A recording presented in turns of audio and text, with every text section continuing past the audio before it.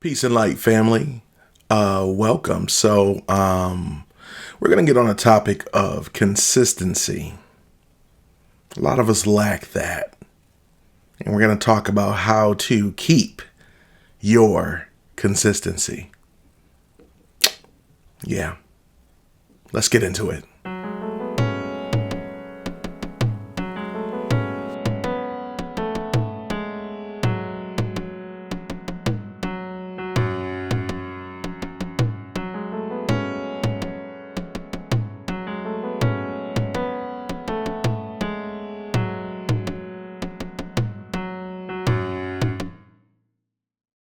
What's going on, family? Peace and light to all of you. As you probably may hear, my voice is a little bit more Barry White today. And I missed last Thursday because of that. I had literally no voice and I couldn't talk. So, unless I do a good job of editing today, you're going to hear a lot of clearing my throat and having a sip of my drink.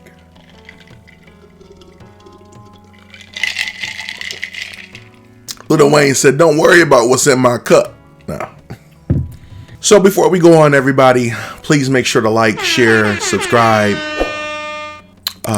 tell a friend, follow, whatever you may do in social media world. As I have always stated and will continue to state, that I am not in this for the monetization, but I'm in this hopefully that something that I can say can help you as a creative.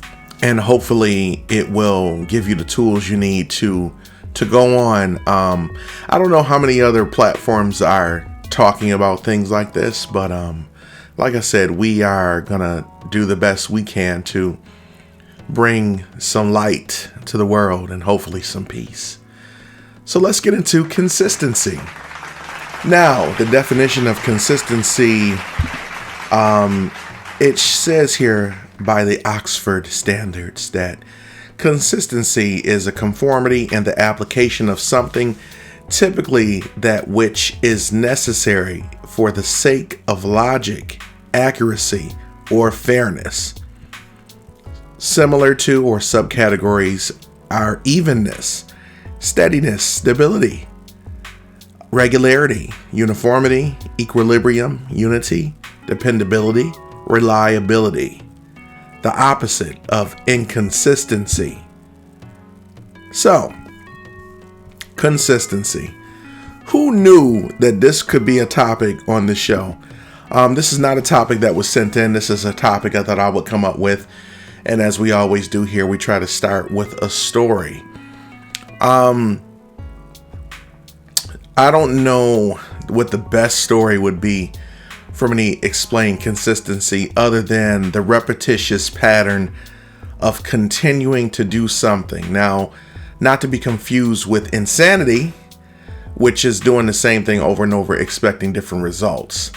But being consistent, in my own personal definition, would mean to just stay on it, never giving up, no matter what. I remember when I was 16 years old, there was still, the internet wasn't really popping just quite yet. It was like, it was on its way. Matter of fact, I'll take that back. It was AOL, matter of fact.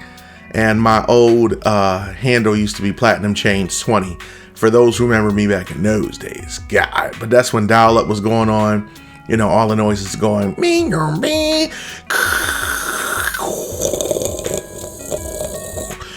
Welcome, you've got mail. Shout out to AOL being my first social media experience. I was 16, and at the time there was a record label in New York City whose name I can't remember right now. But that record label, at the time, there used to be a book in the library that would pretty much give you all these plugs and addresses to submit your demos. At the time, I was very into making beats and instrumentals for artists. And so I thought that I had the skill set to send off. And, I was getting a lot of either non-responses where I was getting letters back that would say stuff like, at this time, we are not accepting a new artist at the moment. Yeah. It would make me be like, okay, how do I get into this industry? How do I break in? When I was 15, I had already started to take the bus to New York City unbeknownst to my family. And by 16 now, I'd seen it. I'm hungry and I want to get in there. How do I get in there? And I wrote a letter, and a gentleman was kind enough to write me back and give me his number, and said to call him, that he has some advice for me. So I said, cool.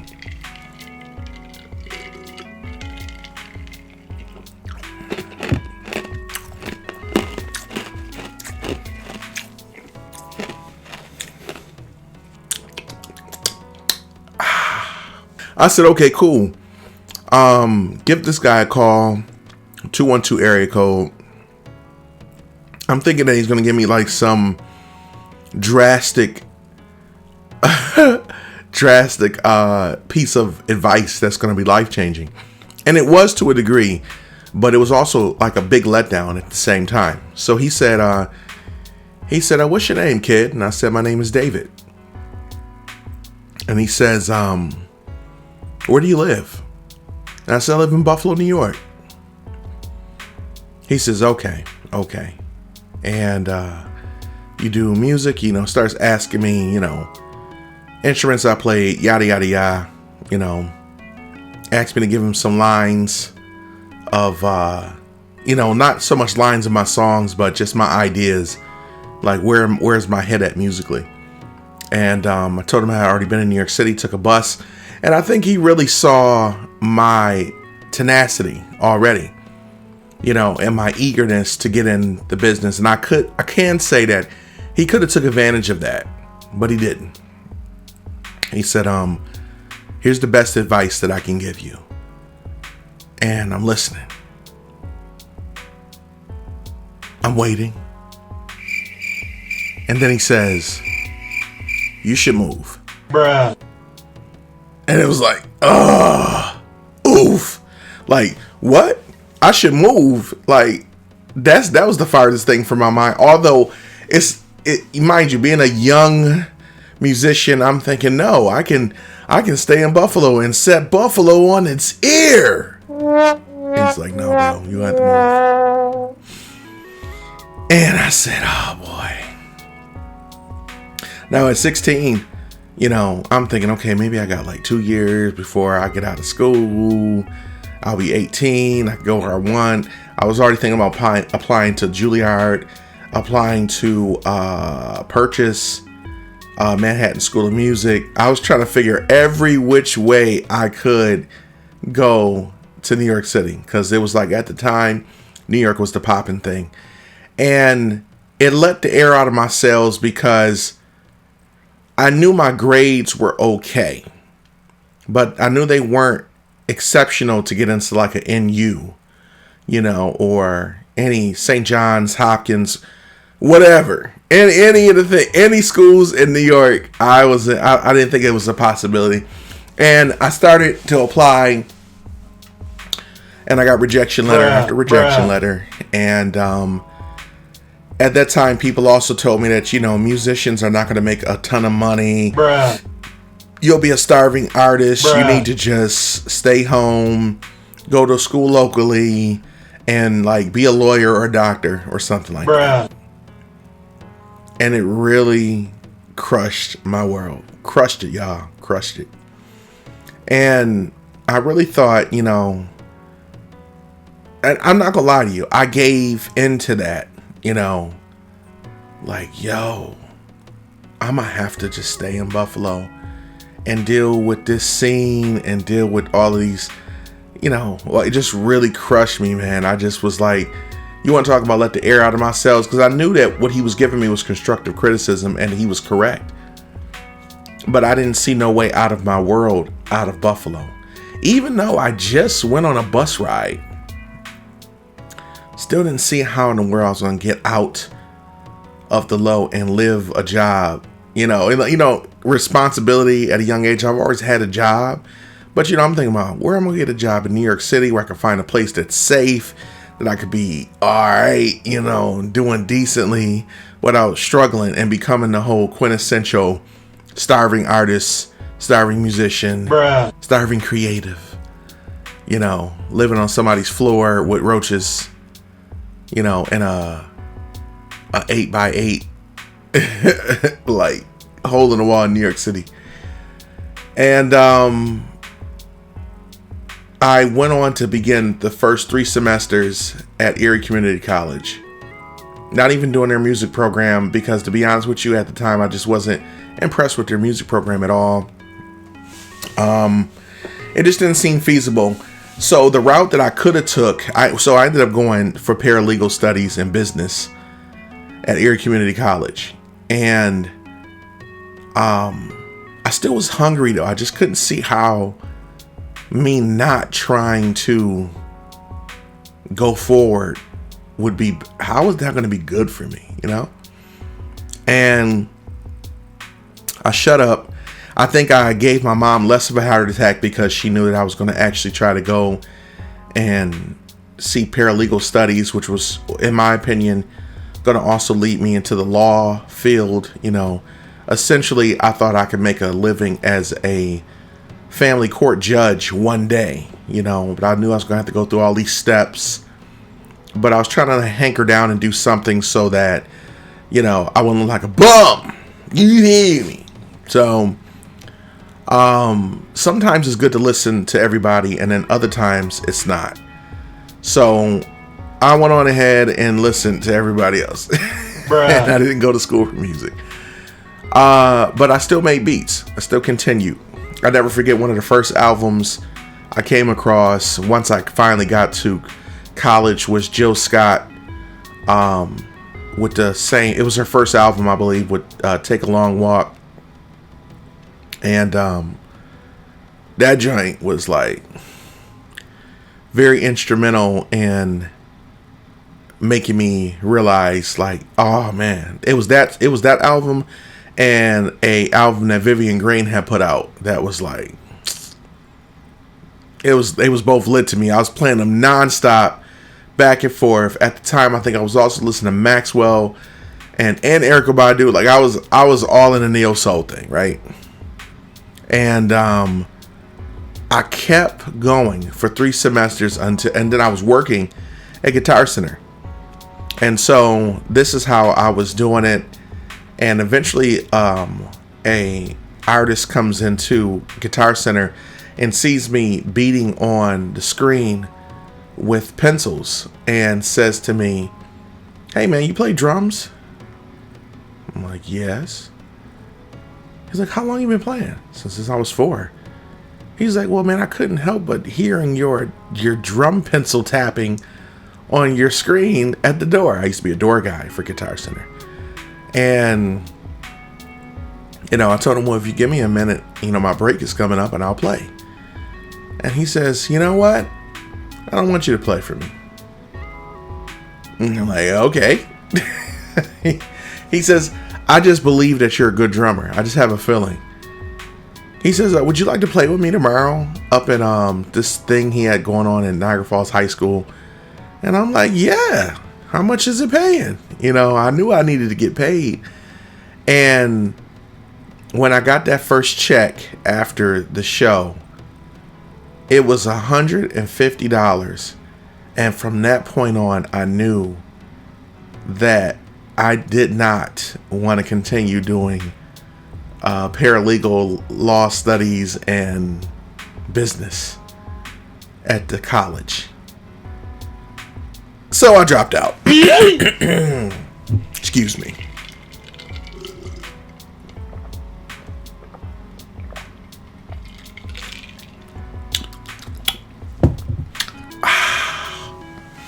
I dropped out. And took me a minute to tell my mother. But when I explained to her the opportunity that was headed to me, a gentleman came over to the house after that first show. And I don't think he tried to sell my mom any promises, but he told me that if I wanted to see the world and have some pretty cool experiences, that I should basically that my mom should trust him to let him take me into the fray. And so I did. The moral of this story I'm going to tell you is, whatever it is that you want to do as creative, don't stop. I've seen what was it? A commercial one time. I guess it was like an inspirational commercial that says, you know what, if you've gone at something 10 times and you give up on the 10th time, maybe the 11th time is going to be the time that everything starts to go in the direction that you needed to. But you'll never know because you gave up on that 10th time. And sometimes you don't know what that journey is going to require from you. There's a saying that says, for much is given, much is required. You never know a person's journey that it took them to get to the top. For me, I've been homeless, chasing my dream 3 times. I have gone through things that could have very well put my entire life in jeopardy. And it was dangerous. But I kept going. And for the consistency and me trying to learn from my mistakes and then trying to do it again, learn from your mistake again, a different mistake. Okay. And it's a tweaking. It's a tweaking that you have to keep doing, but then you eventually find the spots to step in, and you learn how to talk to people and how to shake people's hands and look them in the eye and demand that you get paid what you're asking. And people will have to respect that. They have to put some respect on your name. And that's why we come to the word of consistency. Be consistent. Keep going. No matter what. People are going to talk you out of it. They're going to make you feel like, nah, you shouldn't be doing that. And the problem is, a lot of people will do that because they're projecting their fears on you, on your successes and what you may or may not do. And they kind of put you in this kind of bubble that makes you feel like, well, if it didn't work for me, then it's not going to work for you. And because of that, you can psych yourself out and give up. You know how many times I wanted to give up doing this and as a drummer, as a producer, I just wanted to give up because I felt like it was too hard. But then I had to also really realize, what was I defining success to be? Was success to me just wearing a Rock Nation chain, or a Rockefeller chain, or could success be determined in a lot of other ways? And I had to realize what success meant for me. And you have to do the same. But you must stay consistent. Don't give up. Keep learning. Keep learning. Keep learning. You're never going to stop learning. But you have to keep going. And you have to keep that personality that's going to make people want to hang with you. There's so many other things involved. The hang is important. Personality. I know guys who are not necessarily that great, but because they were a great hang and they were a great personality, that made all the difference in the world for getting them booked or getting them on, so to speak, whatever on means. But you got to be consistent. Consistency to me is the best teacher, as well as failure, because when you fail, you'll learn why you failed. And once you learn why you failed, then you can learn from your failures and go on to success, whatever that is defined to you. Once again, people, I hope that something I said today helped in any way. Once again, we are here as a community, or we should be here as a community, to help those see how to make it and how to get there. And we don't do that unless we do that with each other and even encouraging videos like this. So once again, thank you for watching. Thank you for subscribing. Remember, kind people should be your kind of people. Imani na Imwanga. Listen, by the way, weather's getting a little warmer. Put a scarf or something still on, because you don't want to end up sounding like me. Barry White, or no, Nat King Cole. Unforgettable in every way. Unforgettable. Yeah, that's how I feel. Y'all have a wonderful day. I hope I can make you smile. Peace.